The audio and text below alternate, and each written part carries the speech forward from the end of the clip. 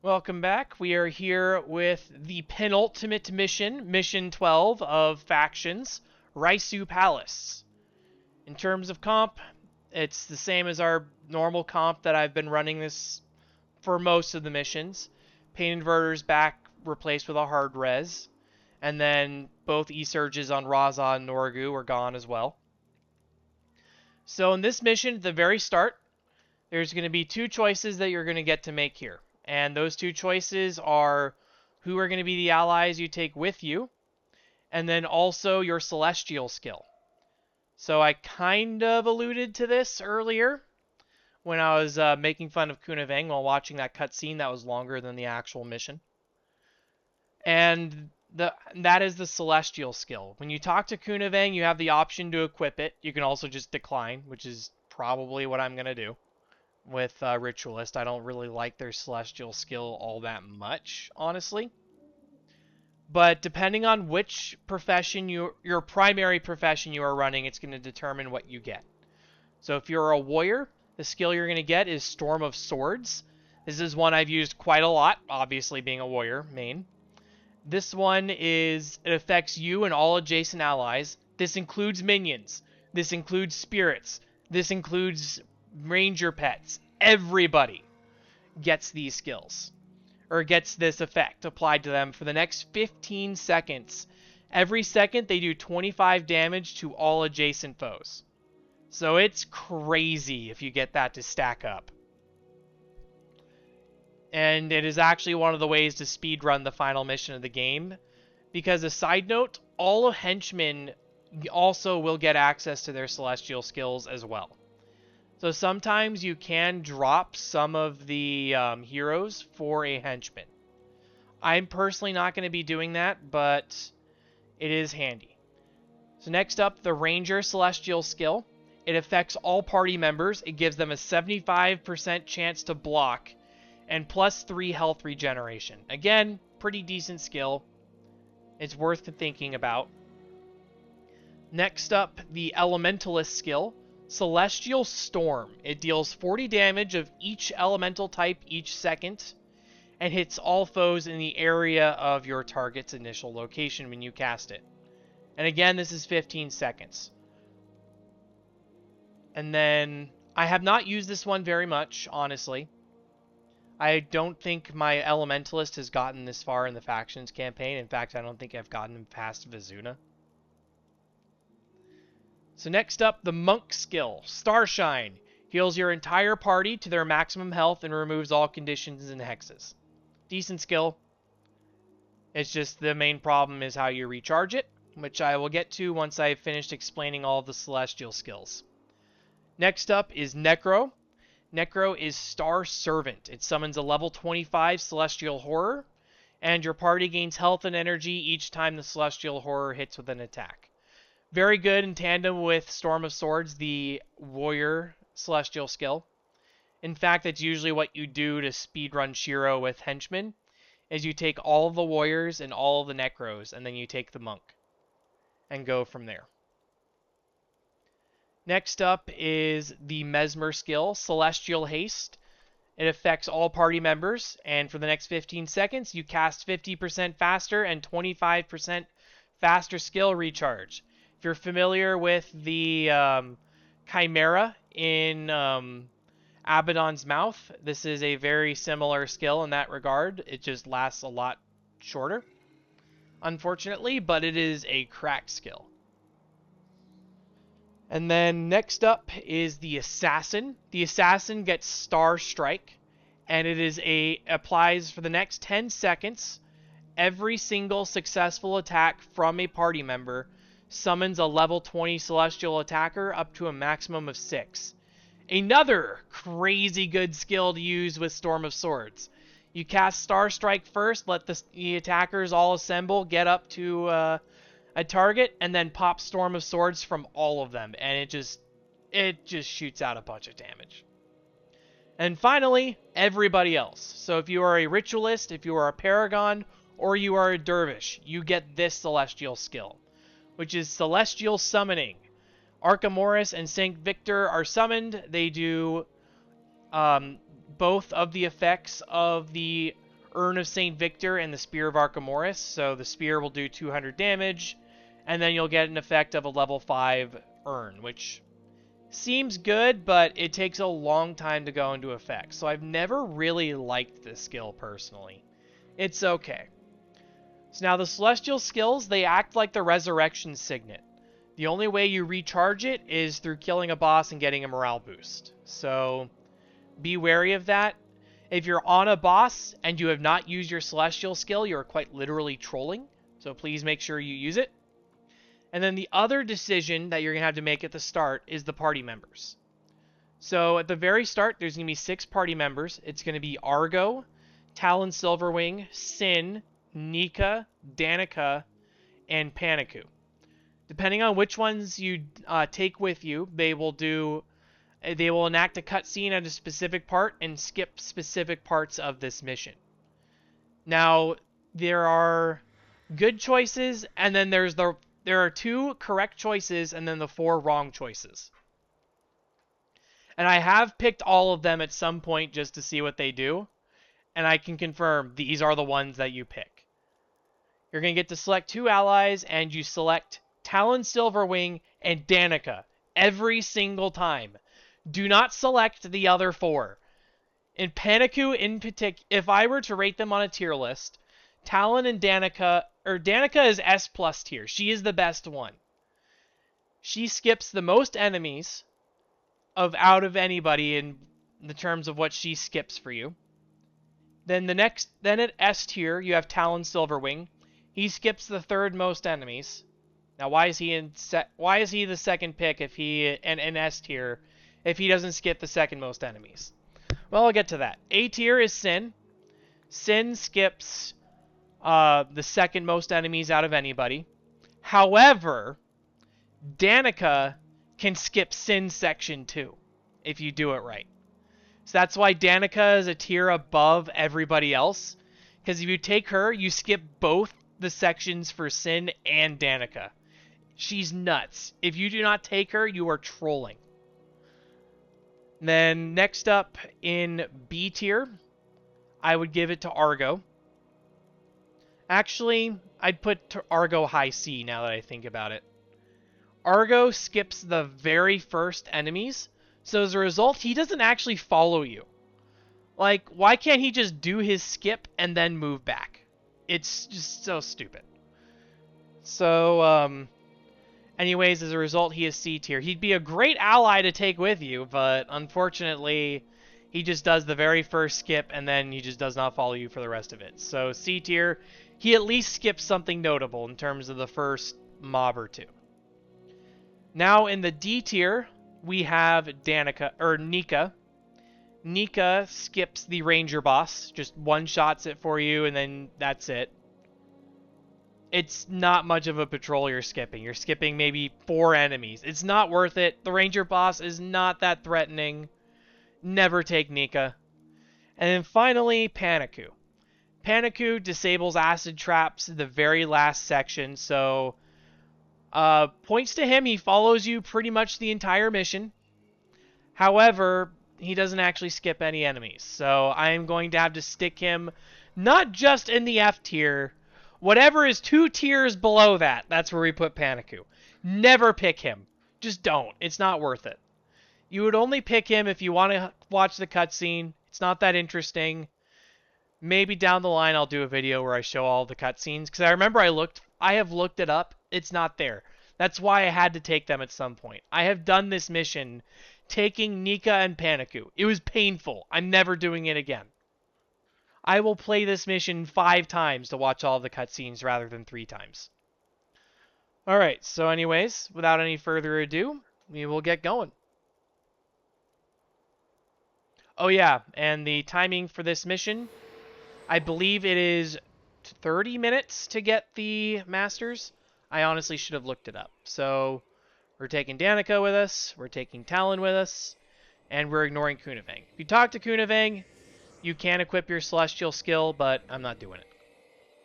So, right here, Argo would knock this down and lets you skip the 2 mobs up here. That is it. And every time you reach a section that Argo could have skipped, you'll get a quick little soliloquy from Togo mentioning that it could have been skipped. But we don't care about skipping it. So, we're going to deal with a lot of new enemies here in Shirokin. You might have seen them in the Sunjong District mission.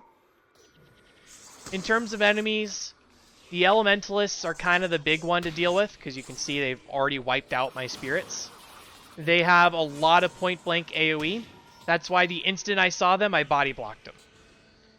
The Assassin really isn't that much of a problem, in my experience. The Warrior, same with them. They have Auspicious Parry. It's the main reason why I knew what that elite did when I ran into it. In, I believe, Tanakai Temple. Monks, I believe, carry Spellbreaker.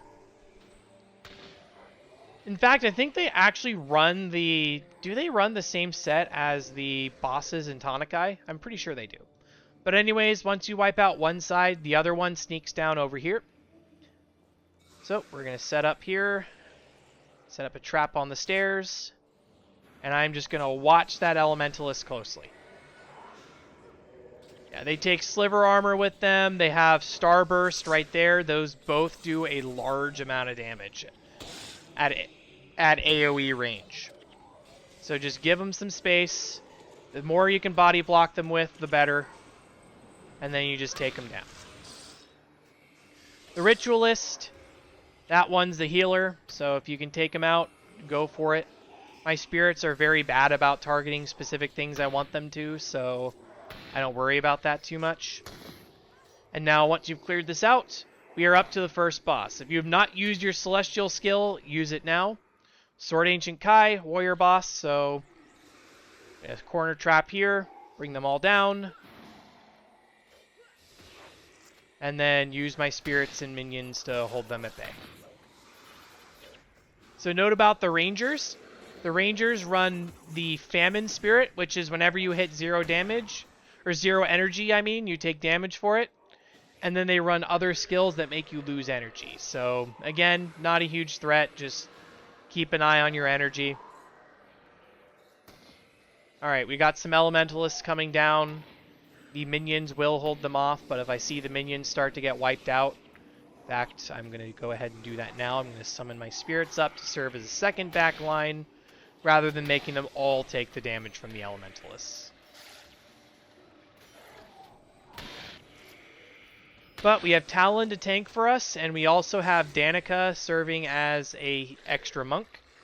So that's another point for each of them, is they are very helpful. Although, unfortunately, after the Warrior boss, we are going to have to say goodbye to our good friend Talon Silverwing. By the way, one of the best henchmen in the game, no cap.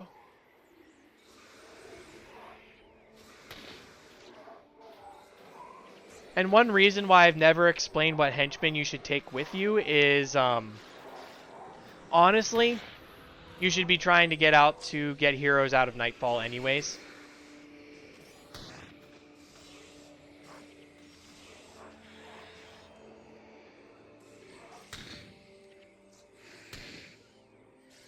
Alright, so this is the section that Talon skips. So he's going to enact a cutscene here, close off both doors to the side here, and then we don't have to deal with the enemies.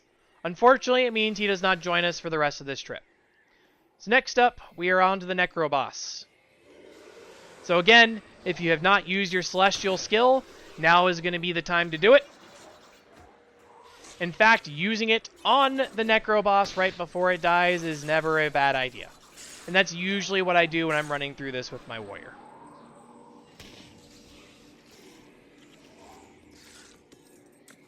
Necros, not really much to write home about here. They do some wells, they do some disease. The well isn't particularly annoying here. This is it. Just one less energy degeneration. So in tandem with the Ranger, they can be annoying in terms of energy denial. But as long as I've got blood as power, it's better than that. So I'm not really worried. The main problem is because they exploit corpses for the wells, they will steal from my minions. From my minion stock. If you are ever diseased, unlike my heroes, please make sure you quarantine 6 feet of separation. Anyone who grew up in 2020 should be a pro at that by this point. Just observe your social distancing and you'll be fine. So I'm actually going to flag all my heroes up to the top of the ramp here so that they don't get cut off trying to attack the Necro boss and the Ritualist up here. And then immediately after this, we will be on to the Ranger boss. Actually, while this is going, I'm going to quickly reconfirm that I was correct with 30 minutes. Okay, never mind. I was wrong. It is 20 minutes for normal mode in Raisu Palace, and it is 26 minutes for Masters in hard mode. Which, by the way, we have been in this map for 6 minutes, and we've already killed 2 of the 5 bosses. And we have not even skipped Danica or Sin yet. So this is the mob that Nika skips. It is just a bunch of Rangers and some Warriors. 6 enemies. It is not worth it. As long as you have decent blocking. Oh my god, Razah, what in the heck are you doing? As long as you don't do something stupid like that, you'll be fine. Alright, Razah, get back behind the Warriors like a good mesmer. Good lord. I don't even know what he was doing.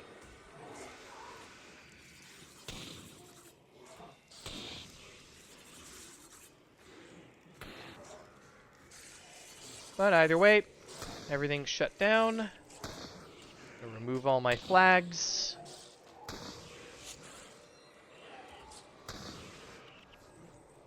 I believe they carry... Do they carry Whirling Defense? I think they do. And every single shuriken also has Song of the Mist.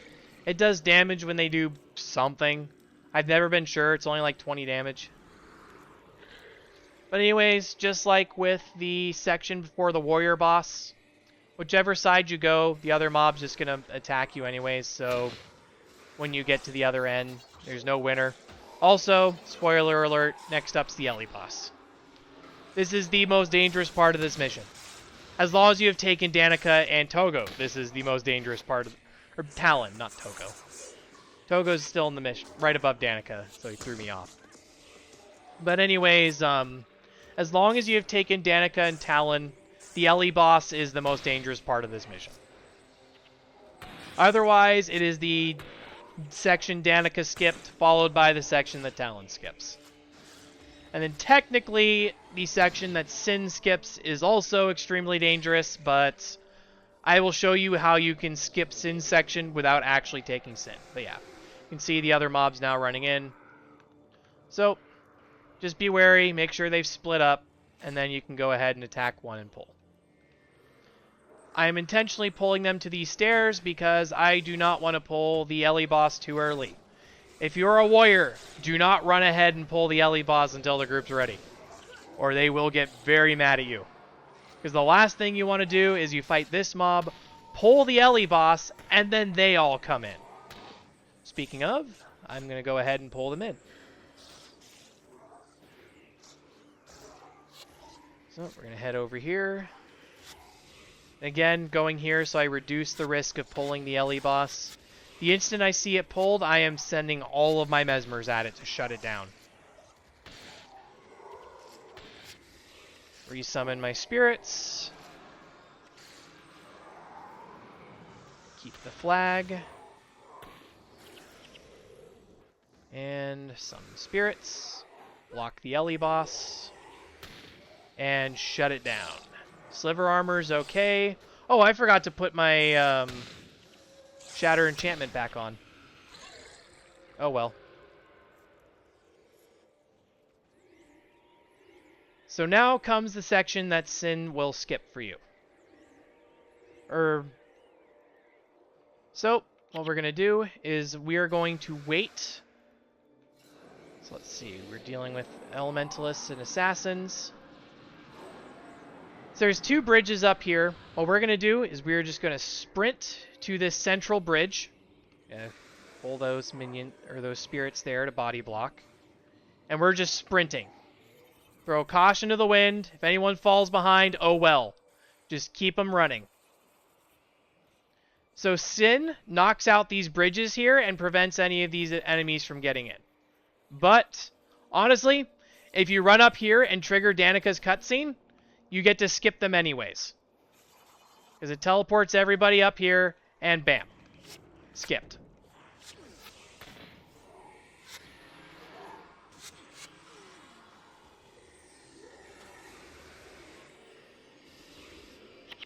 And so Danica herself, she ran in and she blocked off all of those enemies from being fought.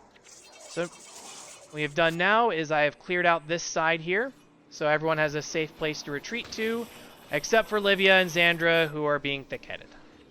Yeah, that's what happens when you get body blocked. If you are a player, just run around them, please. Xandra, get back here. Alright, I'm going to flag them both up, so hopefully they are smart when they get rezzed. Xandra, what on earth are you doing?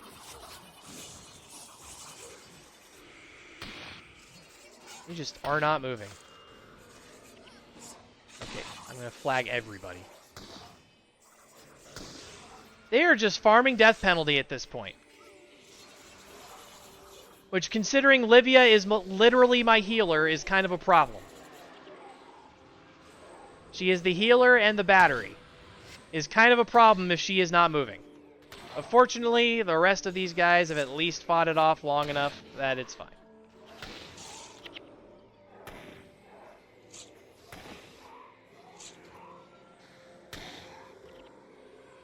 Oh, now you actually show movement. It's ridiculous.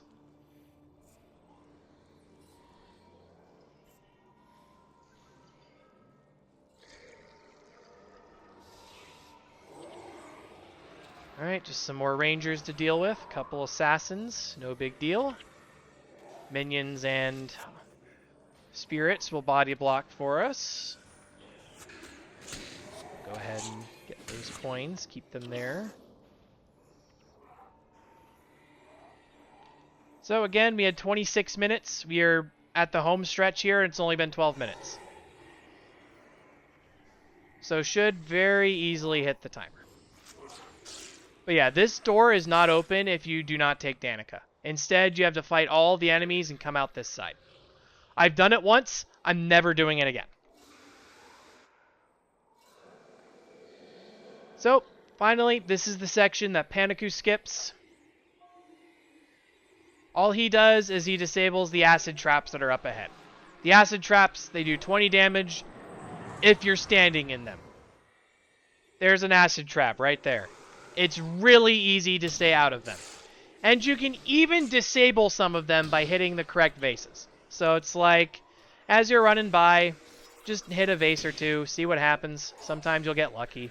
So spin the vase, seems an acid trap nearby was disabled. Huzzah. And the cutscene does, in fact, show Paniku's which vase he disables.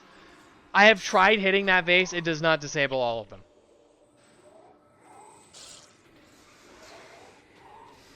As Master Togo says in his little soliloquy, Paniku's just lucky like that. But anyways, the end of this hall is the Ritualist boss and the final boss of this run-through. And then we have to fight the, I believe, Mesmer, Monk, and Assassin bosses all at the same time. Not a big deal. So again, spin the vase, appears nothing happened, oh well. Not the end of the world. Like, I'm literally running through the middle of the acid trap there, and it's doing nothing. It does 5 damage. Like, it's nothing. It's technically doing 5 damage because Union's out, so... Maybe it also... No, something else is giving me overcast. Don't know what's overcasting me, but that's what this little gray bar effect on the right of my energy bar is. It just reduces the maximum energy you can have. But here we are, Ritualist boss. Like, Paniku doesn't even kill the Ritualist boss or let you skip it. And it's not like the Ritualist boss is that difficult. He's just a healer. So when he's got nothing to heal that actually threatens you, he does not do much. Go ahead and pull these two for fun. Nothing happened. Ooh, disabled an acid trap. Hooray.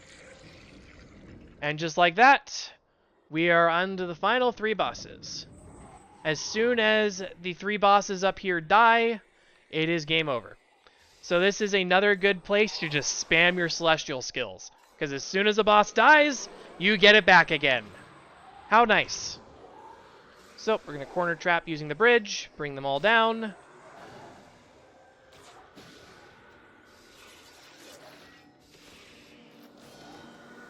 Just make sure Menlo and Togo don't die.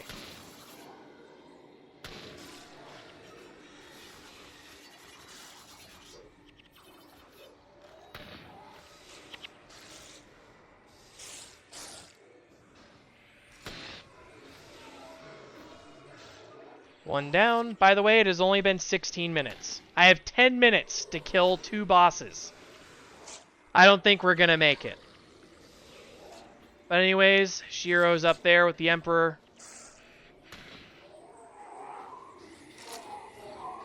I'm gonna try to lockpick this before the mission ends.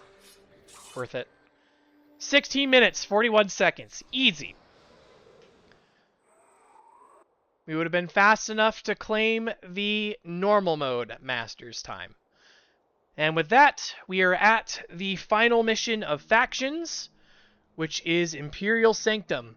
So as always, hope these videos are helpful to you, and we'll see you for the next one.